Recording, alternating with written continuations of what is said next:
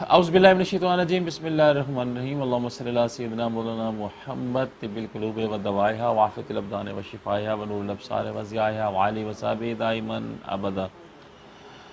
معزز ناظرین، واصل میں سینٹر کے ساتھ آپ کا میزبان حاضر خدمت ہے، اور آج بڑے اہم موضوع کے ساتھ آپ سے تھوڑی سی نالج شیئرنگ کریں گے۔ معزز ناظرین، اگر کسی شخص کی عمر کے حساب سے قد نہ بڑھ رہی ہو، عمر جتنی بھی ہے اس کا قد کا جو تناسب ہے اگر اس سے کم ہے تو ممکن ہے کہ اس کا وزن بھی کم ہوگا، اور اگر یہ تینوں چیزیں مشابہت رکھ رہی ہیں کہ عمر کے حساب سے قد بھی نہیں ہے اور وزن بھی کم ہے، تو ایسے مریضوں کو انڈر ویٹ کہتے ہیں۔ اور کبھی امکان ہوتا ہے کہ جو لوگ انڈر ویٹ ہوتے ہیں ان لوگوں کی جو امیونٹی ہوتی ہے وہ بہت کم ہوتی ہے، ان کے اندر امیونٹی کا بھی فقدان پایا جاتا ہے۔ تو انہی بنیادی وجوہات کی بنا پر یہ لوگ کسی نہ کسی بیماری کا شکار رہ جاتے ہیں۔ اکثر ان کو آئے دن ان کو کوئی نہ کوئی بیماری لاحق ہوتی رہتی ہے۔ تو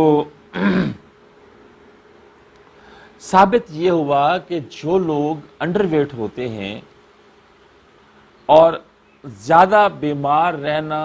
لازم و ملزوم نظر آ رہا ہے، تو آج ہم اس پر تھوڑی سی گفتگو کرتے ہیں کہ یہ کیا ہے کہ عمر کے حساب سے قد نہیں بڑھی، اور قد اگر نہیں بڑھی تو وزن کم ہو گیا، اور وزن کم ہو گیا تو پیچھے جو کازز آ رہے تھے وہ امیونٹی نہیں تھی۔ تو یہ تمام چیزیں لازم و ملزوم کیا ہیں؟ What are the causes of being underweight? سب سے پہلے جو مجھے سمجھ آتی ہے وہ یہ ہے کہ ان لوگوں کا جو ہے غذا متوازن نہیں ہوتی، یہ غذائی فقدان کا شکار ہوتے ہیں۔ پھر جو ان کا جو انڈیجیشن سسٹم ہے وہ ٹھیک نہیں ہوتا، ان کا جو کھایا پیا ہے وہ ان کو پراپر طریقے سے ہضم نہیں ہو رہا ہوتا، اور جب وہ ہضم نہیں ہوگا تو جسم کو جو توانائی ملنی ہے غذا کھانے کے بعد وہ نہیں ملتی، تو اس کے جو اثرات ہیں وہ انڈر ویٹ کی صورت میں سامنے آنا شروع ہو جاتے ہیں۔ اس کی ایک بہت بڑی جو وجہ ہے وہ ڈپریشن بھی ہے۔ یہ ڈپریشن جو ہے یہ بھی انڈر ویٹ کی طرف بندے کو لے جاتا ہے۔ پھر چونکہ یہ لوگ مختلف لمحات میں مختلف بیماریوں کا شکار ہوتے ہیں، تو ایسی صورت میں جب یہ علاج کروا رہے ہوتے ہیں مختلف امراض کا، تو مختلف امراض کے لیے جو مختلف ادویات یہ لیتے ہیں، ان ادویات کے جو آفٹر ایفیکٹس ہوتے ہیں وہ بھی اس کا موجب بن رہے ہوتے ہیں۔ ان کی وجہ سے بھی یہ بیچارے انڈر ویٹ چلے جاتے ہیں۔ اس کے علاوہ کچھ لوگ ضرورت سے زیادہ ورزش کر لیتے ہیں، کہیں سے ان کو پتہ چل جاتا ہے کہ ورزش انسانی صحت کے لیے اچھی ہے، ضروری ہے، تو وہ پھر ضرورت سے زیادہ ورزش کر بیٹھتے ہیں۔ پھر کچھ لوگ ان میں سے ایسے ہوتے ہیں جو مسلسل ہمیشہ دماغی تناؤ کا شکار رہ جاتے ہیں، برین سٹریس جسے کہتے ہیں، برین فٹیگ کا شکار رہتے ہیں۔ تو یہ ہیں وہ ساری وجوہات۔ اب ان کے پیچھے جو علامات نمودار ہوتی ہیں وہ کیا ہوتی ہیں، ان پر تھوڑی سی بات کر لیتے ہیں۔ علامات کے حوالے سے اگر ہم بات کریں تو یہ لوگ عموماً تھکے تھکے سے ہوتے ہیں،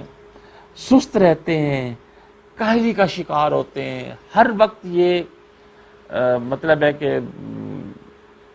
عجیب کیفیت کا شکار ہوتے ہیں، خون کی کمی کا شکار یہ ہوتے ہیں، ہڈیاں ان لوگوں کی کمزور ہو جاتی ہیں، اور جہاں تک کہ ہم نے محسوس کیا ہے کئی دفعہ کہ ان کی ہڈیاں اور گوشت الگ ہونا شروع ہو جاتا ہے۔ تو یہ وہ بنیادی علامات تھیں جو میں نے آپ کے ساتھ شیئر کی ہیں۔ اب اگر ان لوگوں کو علاج بر وقت میسر آ جائے تو ان تمام مسائل سے یہ لوگ نکل سکتے ہیں، اور ہومیوپیتھک میں ان لوگوں کا بہت اچھا طریقہ علاج ہے۔ میں چند ایک علامات کے ساتھ چند ایک ادویات آپ کے ساتھ شیئر کر لیتا ہوں، انشاءاللہ آپ کو پسند آئیں گی۔ وہ مریض جو ان تمام وجوہات اور علامات کے بعد انتہائی کمزور ہو چکے ہوتے ہیں، انتہائی درجے کی ان کو کمزوری ہو چکی ہوتی ہے، گوشت ہڈیوں سے جدا ہو چکا ہوتا ہے، تو ایسے مریضوں کو ہومیوپیتھک کی دوا آئیوڈیم دینی چاہیے۔ یہ ان کے لیے بہت مؤثر ہے۔ ایسے میں کچھ مریض ایسے ہوتے ہیں جو ان علامات اور وجوہات کے ساتھ ساتھ پتلے پخانے کا شکار رہتے ہیں۔ ہر وقت جب بھی ان کو پخانہ آئے گا، شدید پتلا پخانہ آئے گا، اور پخانہ کرنے کے بعد ان کو شدید کمزوری ہوگی اور مریض ایسے ہی دبلا پتلا سا ہو جائے گا، تو ایسے مریضوں کو ہومیوپیتھک کی دوا چائنا استعمال کروانی چاہیے، بہت اچھی دوا ہے۔ اسی طرح کچھ مریض پرانی امراض کے بعد شدید ڈپریشن کا شکار ہوتے ہیں، اور اس ڈپریشن کے ساتھ ساتھ اگر امراض کی وجہ سے یا ادویات کی وجہ سے مریض میں ایک علامت نمایاں ہو جائے کہ مریض نمک کھانے کی طرف، نمک کی زیادتی کی طرف راغب ہو جائے، نمک زیادہ کھانے کا مرتکب ہو رہا ہو، تو ایسے مریضوں کو ہومیوپیتھک کی دوا نیٹرم میور دینی چاہیے۔ ان کو فائدہ ہوگا اور یہ انڈر ویٹس کی کنڈیشن سے نکل جائیں گے۔ وہ دبلے پتلے مریض جن کی ہڈیاں شدید کمزور ہو چکی ہوں، ایسے مریضوں کو ہومیوپیتھک کی دوا کلکیریا فاسٹ دینی چاہیے، بہت مؤثر ہے۔ اگر باڈی کے اندر ہیموگلوبن کی شدید کمی ہو گئی ہے اور مریض انتہائی دبلا پتلا ہو گیا ہے، تو ایسے مریضوں کو ہومیوپیتھک کی دوا فیرم میٹیلیکم استعمال کروانی چاہیے، بہت اچھے نتائج آتے ہیں۔ اور معزز ناظرین، عام لوگوں کو یا میرے کسی بھی ہومیوپیتھک بھائی کو، جو جونیئرز میرے ہومیوپیتھک ڈاکٹرز آ رہے ہیں، علامات گڑبڑ ہو گئی ہیں، کیس ٹیکنگ کرنے کے باوجود ریپرٹری اچھی نہیں بن رہی ہے، سمجھ نہیں آ رہی ہے کہ میں اب کیا کروں، تو سمجھ نہ آنے کی صورت میں جو ہومیوپیتھک کی سب سے اچھی دوا ہے وہ میں آپ کے ساتھ شیئر کر رہا ہوں۔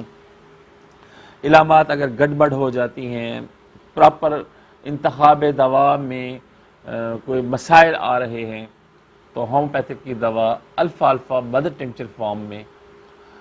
10 قطرے آدھے کپ پانی میں ڈال کے ایسے مریضوں کو دن میں 3 دفعہ دیا جائے، اور کچھ ماہ کے بعد یہ لوگ انڈر ویٹ کی کنڈیشن سے باہر آ جاتے ہیں۔ امید واسع ہے کہ آج کا ہمارا یہ کنٹینٹ آپ کو ضرور پسند آیا ہوگا۔ پسند آنے کی صورت میں لائک کا بٹن ضرور دبا دیجیے گا، اور جو لوگ آج پہلی دفعہ ہمارے چینل سے مستفید ہو رہے ہیں ان سے گزارش ہے کہ ہمارے چینل کو سبسکرائب کر دیں، اور یہ جو سبسکرپشن ہے یہ اصل میں ہمارے ساتھ آپ کا پیار محبت ہے، اخلاق ہے، یہ وہ خوبصورت رشتہ ہے جو ہمارا اور آپ کا تادیر قائم رہے گا۔ تو اس کو قائم رکھنے کے لیے اور اس کو مزید خوبصورت بنانے کے لیے آپ سے گزارش ہے کہ ساتھ لگے بیل کے بٹن کو ضرور دبا دیا کریں، تاکہ اسی قسم کی معلومات پر مبنی جو ویڈیوز ہیں جب بھی ہم اپلوڈ کریں تو آپ کو پراپر نوٹیفیکیشن ملے اور آپ مستفید ہو سکیں۔